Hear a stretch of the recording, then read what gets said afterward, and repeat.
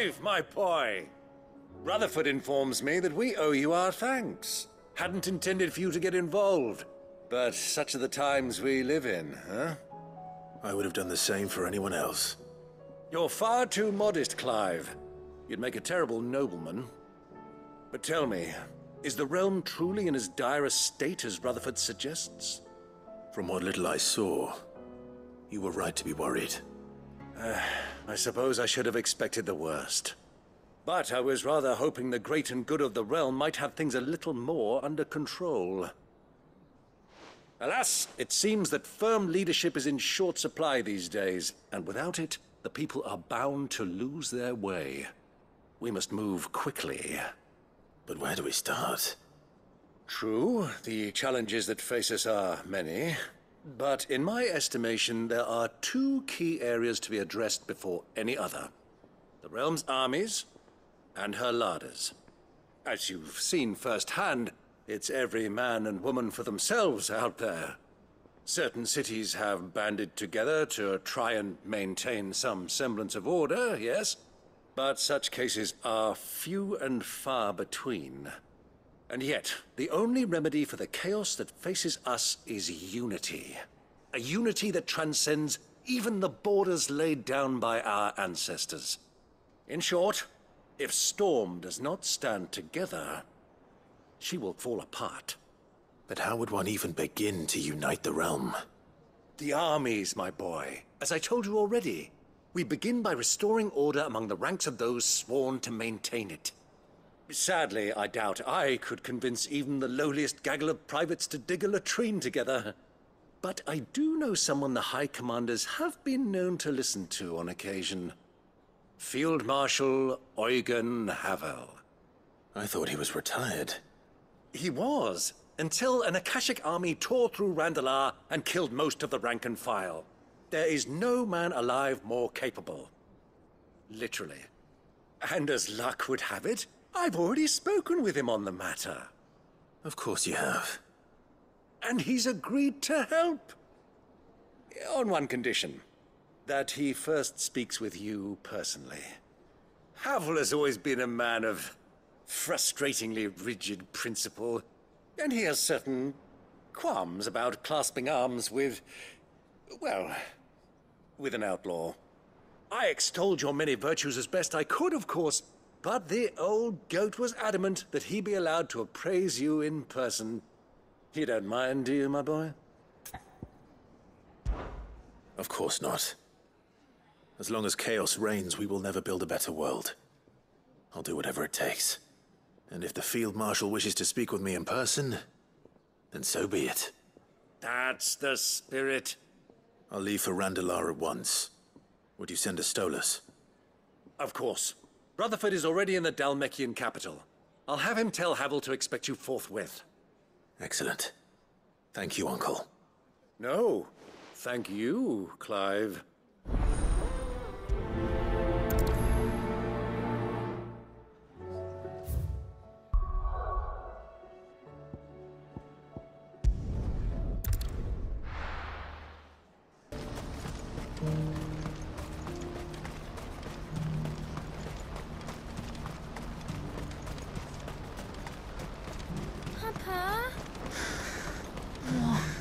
Is it? Oh, please. Just make it stop. I'm scared.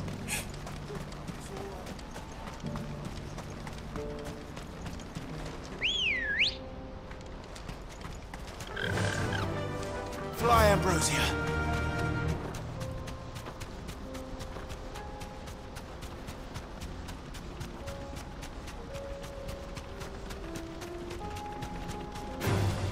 All right.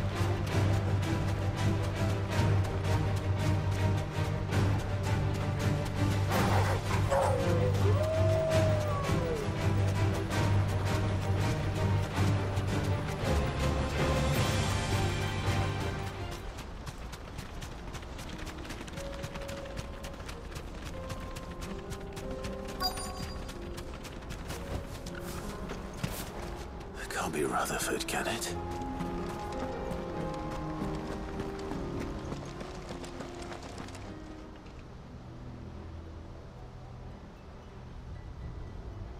Turncoats and cowards, the lot of you! If it's a fight you want, it's a fight you shall have! Allow me. I don't need your... Please, Field Marshal, oblige him. This won't take long. You're right. It won't. Men, finish him.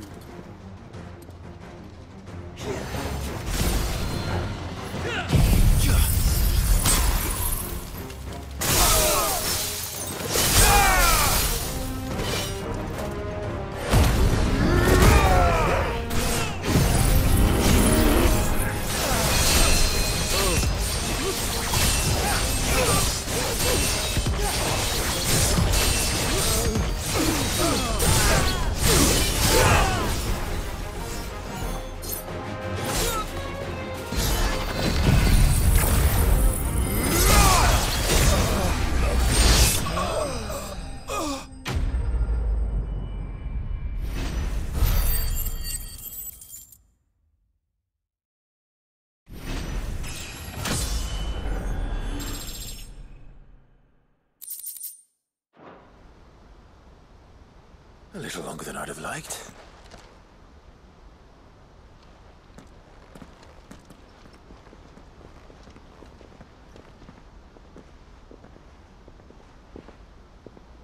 Field Marshal Havel, I presume. Are either of you injured? No, my lord. You arrived just as our escort turned on us. Fucking traitors. I'd heard reports of soldiers in the outlying regions abandoning the oaths they swore. But I hadn't thought the corruption had reached so close to the heart of the Republic. It's a fucking disgrace. Your interfering old bastard of an uncle tried to warn me, of course. My lord Marquis. Or is Sid the Outlaw more to your liking? Call me what you want. It doesn't change who I am, or the urgency of the message I bring. My uncle has a plan to right the realm, and he needs your help to see it through. Before I agree to anything, I'd have you answer one question. What do you stand to gain from all this? I won't deny that I might benefit from further chaos. But I seek a new beginning for all of us. And while the choices I've made may not always have been the right ones, I know I made them for the right reasons. For so long, so many of us have been told how we could live, how we could die, when it should have been our decision all along. Now we have a chance to put things right. But in order to take it, we must stand together. Even if it be beside those with whom we don't see eye to eye.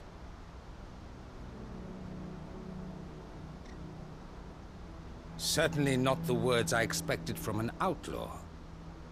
But perhaps your uncle was right.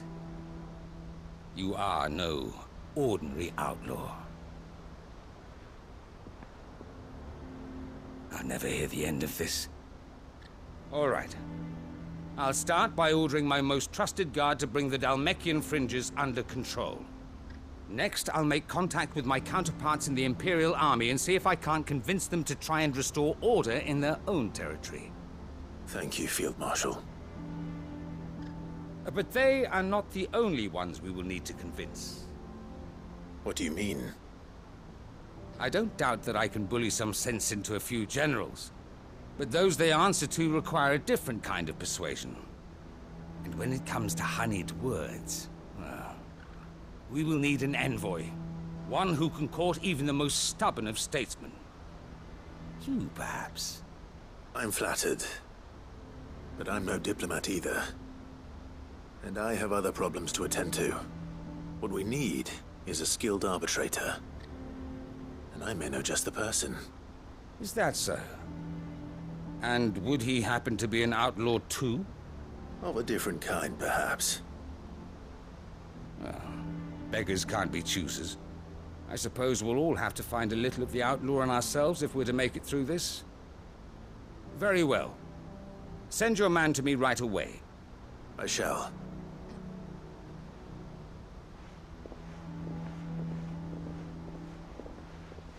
My Lord Marquis. Your Lord Uncle bade me escort the Field Marshal to his manor in Port Isolde. And I will see that my associate joins you there. Very good, my lord.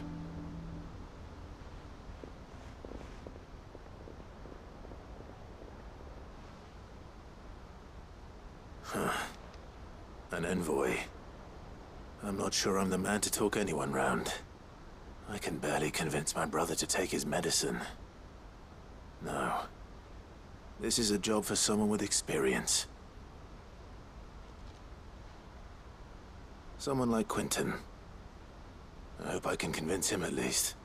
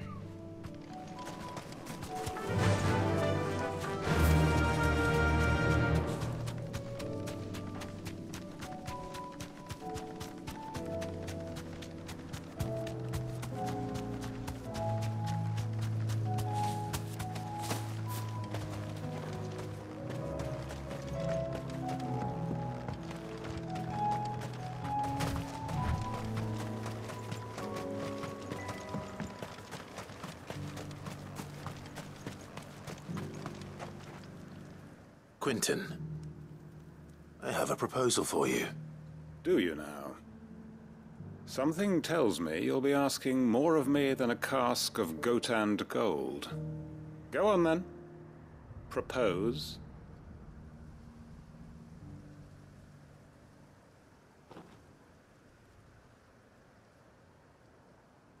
You'd have me convince the chiefs and chamberlains of the realm that they should simply swallow their pride and do the one thing that has proved impossible for thousands of years. Was there anything else? Perhaps I can fetch you a meat pie as well. I know it's a lot to ask, but I can think of none better suited to the role. And you'd have me give up what little I have left to do it. I told you, Clive. The people of Lostwing are my family, and I cannot abandon them. You'll have to find someone else. I'm sorry to hear that. So am I. And why might that be? What he's asking. How's it any different to what you've done so far? They want you to speak for those who can't speak for themselves. That's what you do best. If it's the vineyard you're worried about, we'll see that the grapes are picked and the tons filled. You know we will. It's not that. Then what is it? You said yourself we're family. Don't you trust us? You know that's not what I'm... Then what are you saying? That only we are worth saving? Why turn your back on everyone else? You convinced us we could build new lives for ourselves, and if you can do that, who's to say you couldn't convince the entire realm? A stirring argument. I fear that any rejoinder I make might fall somewhat flat by comparison. So you'll join us? Where do you need me? Field Marshal Havel will want to speak with you in person. He's currently in Port Isolde. I can arrange for a party of Cursebreakers to accompany you there. That would be very much appreciated. I hear the roads are far from safe these days. Hopefully not for long. My uncle will want to know that his plan is taking...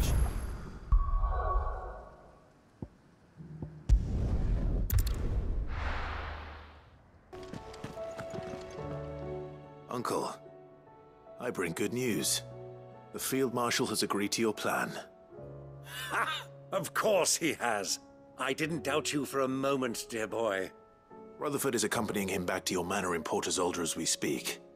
They will await your return there. As will one other. One other? Who, exactly? Lord Havel was concerned that even if he could get the realm's armies to agree to an accord, he might not be as successful in convincing those with political power. He asked if I might have a solution, and I suggested a certain Imperial Lord Magistrate turned Liberator. One of your co-conspirators? Master Quinton would probably call me one of his, but yes. Another outlaw, then. Just the thing we need to put these rotten politicos in their places. Good thinking, Clive. I'm glad you approve. The more the merrier, eh? Uncle, assuming Havel and Quinton can solve our problem with the armies, you still haven't mentioned how we might manage the grain shortages. Oh, don't you worry, my boy. The 7 high houses will be seeing to that. They have all agreed to make the most generous of donations. Oh, of course, it did take a little persuasion, but luckily I had some unexpected help. From who? Why, you, my boy. Rumor has it that you rescued the Lady Ariane's head steward Rockford from a horde of bloodthirsty bandits. It was more of a handful. Well, the old battle-axe was so pleased. She had a shipload of talents delivered to my private docks by the next new moon. And when the other houses saw the parsimonious old crone's purse strings finally loosen, they as good as tripped over themselves in the rush to follow suit. I'm happy to hear it. Now, I must be getting back to the manor. Join us there at your earliest convenience, would you? Of course, Uncle.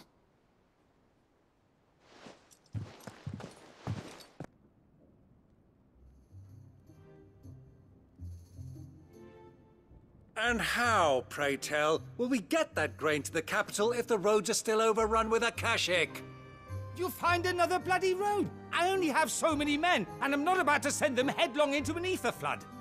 That is, unless you'd have them turn as well. Well, I'd certainly eat less. Says the man with a belly bigger than a band of curls. My soldiers actually need their rations. Without any food to keep them going, they'll be dead even before you've sent them on your fool's errand. If I may, gentlemen, perhaps I might suggest an alternative approach. Though supply routes are indeed disrupted, there is no shortage of ships. Indeed, they bob away in every bay from here to Randalar, awaiting a safe haven. Allow them to make port and fill their bellies full of grain. And once those who crowd the cities are fed, ferry the displaced back to the countryside to work the fallow fields. But I'm sure that you wish to continue your discussion. Forgive the interruption. 2 such firm friends as yourselves need no help from the likes of me. Rutherford spoke fondly of the great bond between you. Us? Friends? I can't stand the man! Clive, I'm beginning to question the quality of the company you keep. And what kind of company were you expecting him to keep? The man's a criminal! Criminal?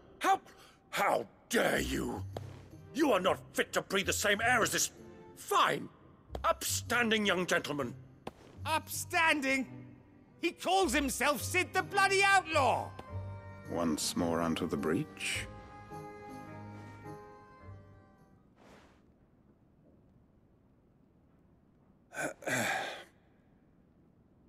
Shall we begin again? What we seek here is not to create a new nation, nor to claim the thrones of those that already exist. We wish simply to bring stability to the realm that mankind might weather the current storm. And to do that, we must convince those in power, the generals, the statesmen, the nobles, that our cause is just. There will be disagreements, yes, and I imagine some resistance, much resistance. But we cannot let that deter us. If we show them the path, show them that we walk it ourselves, then I am confident they will follow.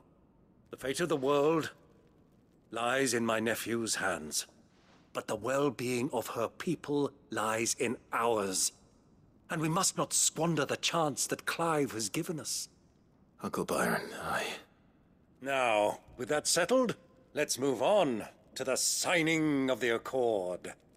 For what great moment in history hasn't been accompanied by a little ceremony?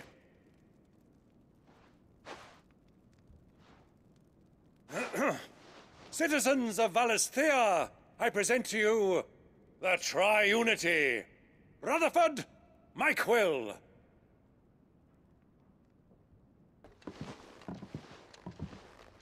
Well, my boy, the stage is set. That it is. This is the role you were born for. Now I ask only that you trust in the talents of your supporting cast. We shall play our parts to the best of our abilities, that you might have the opportunity to shine. The realm needs its Sir Crandall. And there is no better Crandall than you, Clive. I want you to keep this signed accord as proof of our faith in you. I will.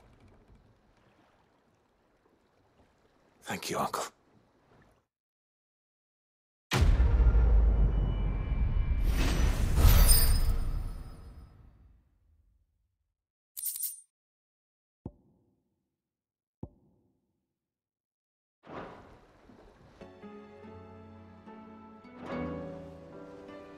Ah, Clive. Joshua, what's wrong? And don't say nothing. It's not nothing. I've received word from Cyril. The Undying have found Father's will, or something akin to it. His will? How and where? In the crypt beneath Rosalith Castle. After Kupka was kind enough to drive out the Imperials, the Undying took the opportunity to recover what relics of the Duchy yet remained. And in the process of doing so, they found a letter from Father. I'm surprised anything survived down there. Cyril asked that I join him in Tabor at my convenience. I have been meaning to go, but... would you join me? Of course. I want to know what's in that letter as much as you do. Very well. I am ready to leave when you are.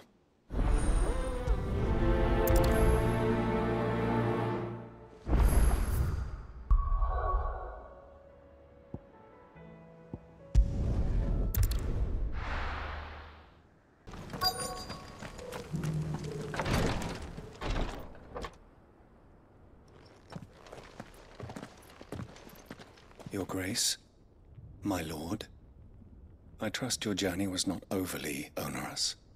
Cyril, you found a letter from Father? Yes, I have it here.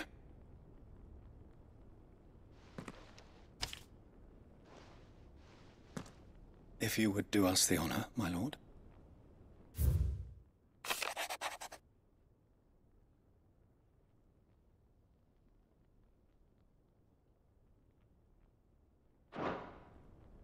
An inheritance.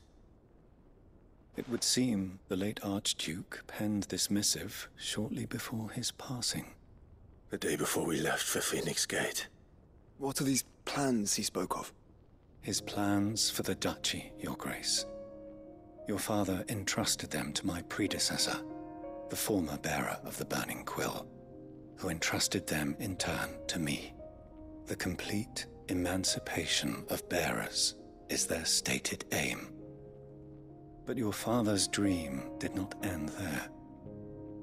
His Grace also spoke of building hospices to care for those stricken by the curse, and the founding of a new university to further the development of non-magical technologies.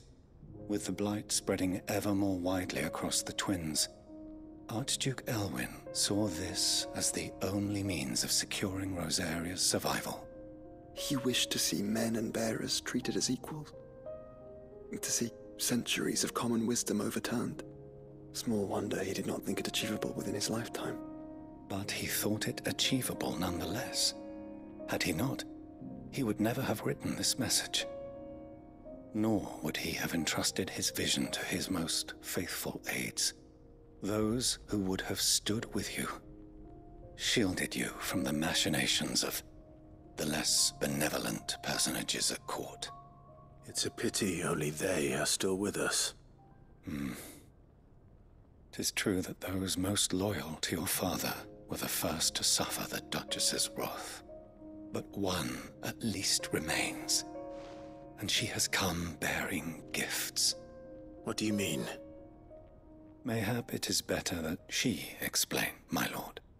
After all, the duties entrusted to me by my predecessor extended only to recovering His Grace's will and arranging a meeting with the one who might execute it, or a part of it, at least. And where is this woman? She awaits you in the archive, Your Grace. Thank you, Cyril. Shall we then?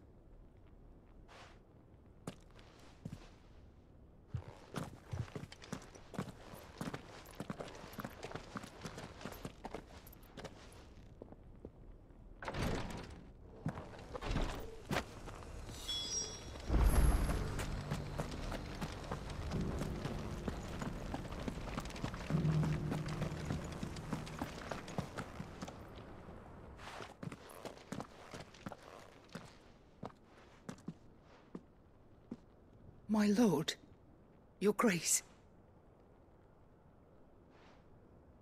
I hardly recognize you.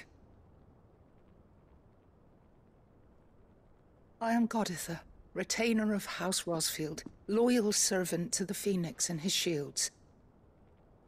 Your father, the Archduke Elwyn, entrusted me with the delivery of a gift. I only hope you can forgive my tardiness in bringing it to you. Lift up your head, Lady Goditha. You have our gratitude for your service to our house and to our father. I merely did my duty, as any proud Rosarian would. My lady, perhaps you could explain a little more? What exactly is the gift you bring? As I'm sure you know, it has long been the custom for the children of House Rosfield to be presented with certain keepsakes upon their coming of age. Indeed it has. Our father often spoke of the day when our turn would come. And had he lived to see it, he would have presented you with the treasures I bear.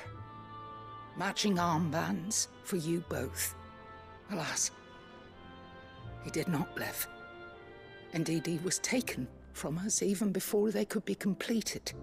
He had intended to claim the Heartstone with which each armband was to be finished himself, but it was not to be. And his gifts remain incomplete. I see. It saddens me to bring them before you, as they are. It was your father's wish that you be presented with the finished articles, not these works in progress. But with His Grace long since gone, and the stone left unclaimed, I had little choice. You are grown men now, and his house is yours. And while I would not presume to insist upon your claiming the Heartstone in his stead, I know that nothing would have pleased him more than for you to do so. Thank you, Lady Goditha. What say you, Clive? What else? Of course, my lady. May our father's will be done. Oh, I am much obliged. Do you know where we might find this Heartstone, my lady? I do. Though it may be a matter of a good deal more than simply happening upon it. It is found in the bellies of elder griffins, you see. We do at least know where to find one. A certain specimen has made its nest in Titan's Wake, not far from here. A certain specimen? You are most perceptive, Your Grace. In answer to your unspoken question, yes. In fact, this is the very same beast your father meant to slay. I have been tracking its movements since you were but a boy. Were you to slay it in his stead, as men of House Rosfield, it would surely make your father proud. What say you, Joshua? What else?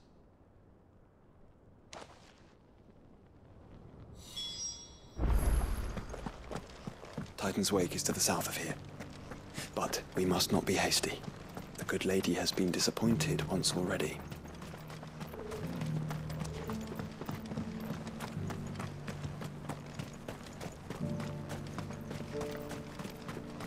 No use calling Ambrosia now.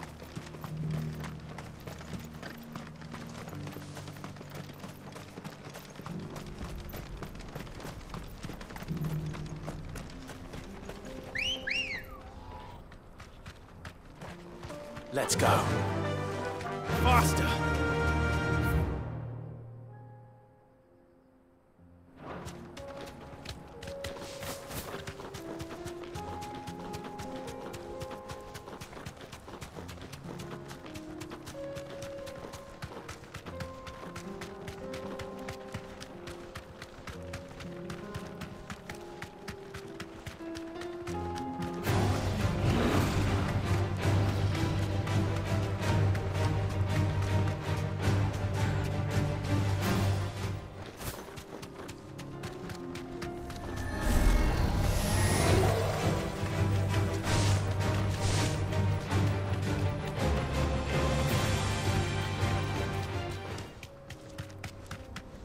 Eyes peeled, Joshua. This won't be easy.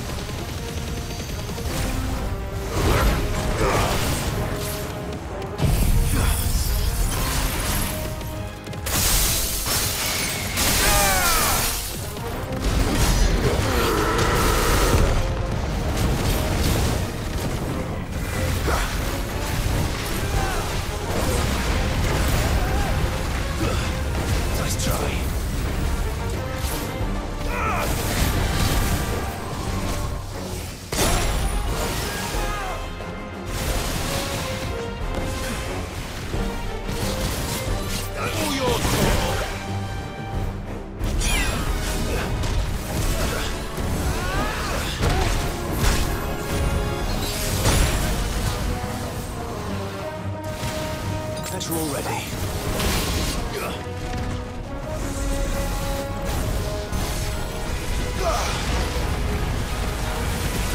Too slow.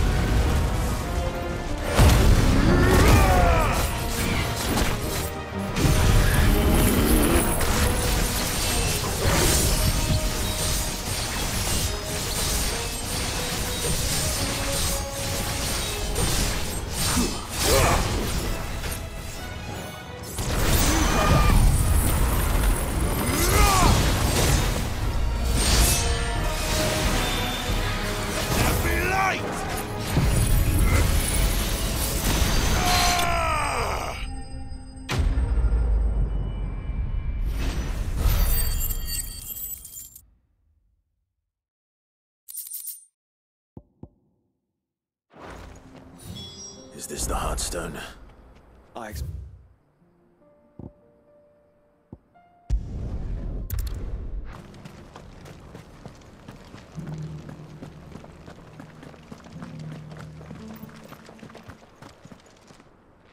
Oh, thank the Founder you were safe. The Griffin is slain then? And the Heartstone claimed.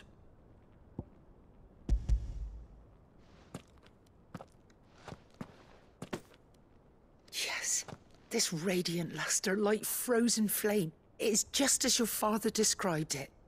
Thank you, my lord. Your grace. Your father would be so proud. Lady Goditha, the lapidary is ready. Thank you, Cyril. I will be with him shortly. If you would excuse me, I shall have the stone cut and set forthwith.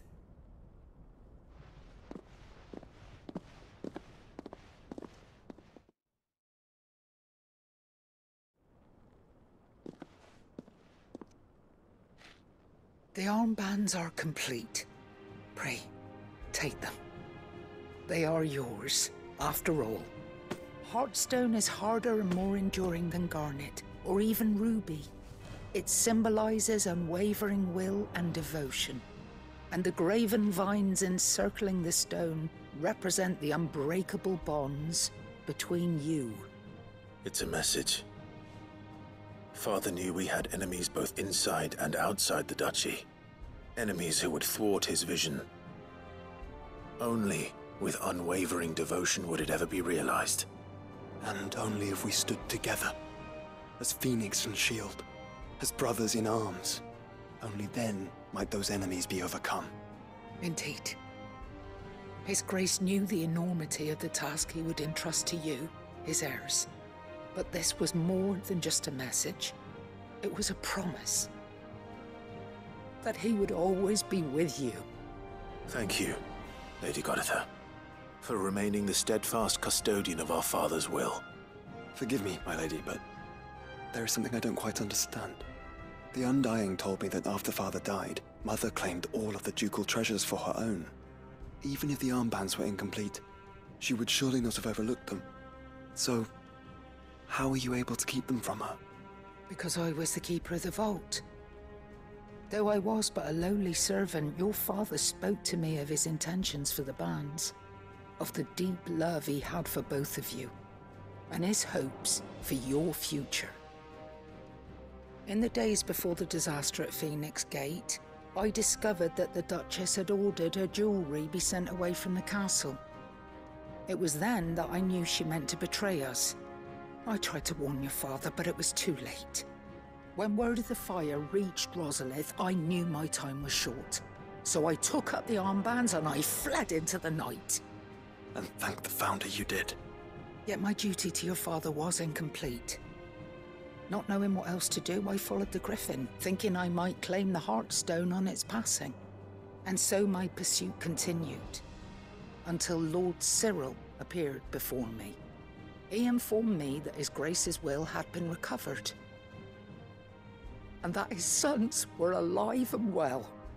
Lady Goditha, on behalf of my father and all the people of Rosaria, I thank you for your loyal service. As do I. Thank you, my lord. Your Grace, for coming back to us, for giving my service meaning.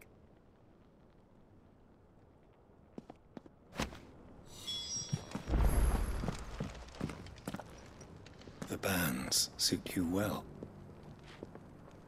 It must be gratifying to finally receive the inheritance that was denied you for so long. It is. And we thank you for the part you played, Cyril. If you would permit me to play my part a little longer, might I suggest that you make your way to your father's memorial atop Hawk's Cry Cliff? Let him see that you have received his blessing, and that his vision lives on in you. I suppose it would be churlish not to. What do you say, Clive? Shall we pay Father a visit? I think we should. I was hoping to be able to offer him my thanks before we left for Origin. Your father's helm is enshrined there. It has been since Since the day we recovered it from Phoenix Gate, I prithee claim it. For it too is a part of your inheritance, and I do not doubt that your father would prefer it in your hands than perched upon some lonely rock. Thank you, Cyril.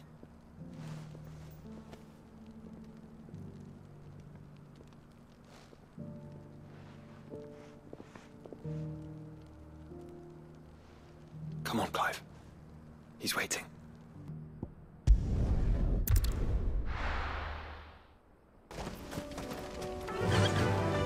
Fly, Ambrosia. Unwavering will and an unbreakable bond. Do you really think we're strong enough? To save the world? Of course. To have overcome Father's political enemies? Of that I'm less certain. Especially knowing what we know now. What Mother was truly capable of.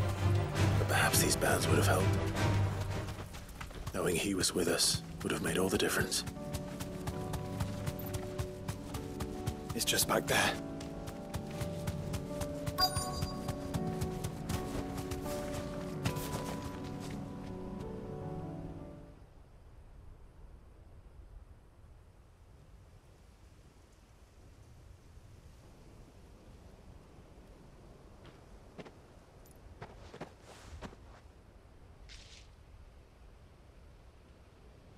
Father always fought for what he believed was right.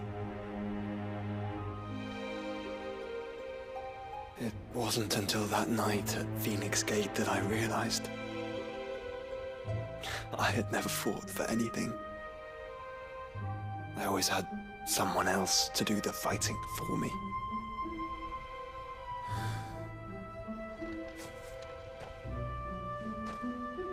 No matter how fate conspired against him, he never lost heart, never looked back, never stopped fighting. To me, he was the greatest of men. And I've been trying to live up to his ideals ever since.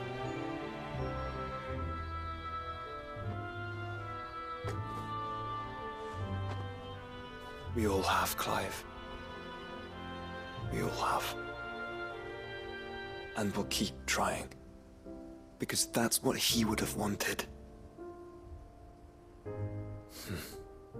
What he would have done himself. Even if it meant standing against the very gods in the heavens. I shall be borrowing this, Father, if I may. That you might watch over us as we follow in your footsteps.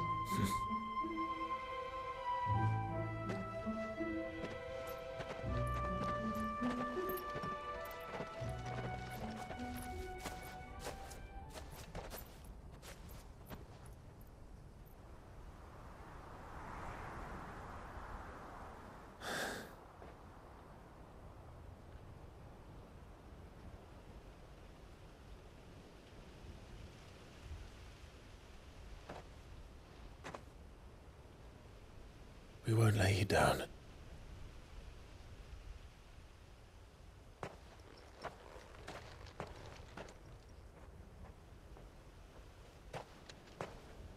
Onward then. Onward. To the end. And to a new beginning.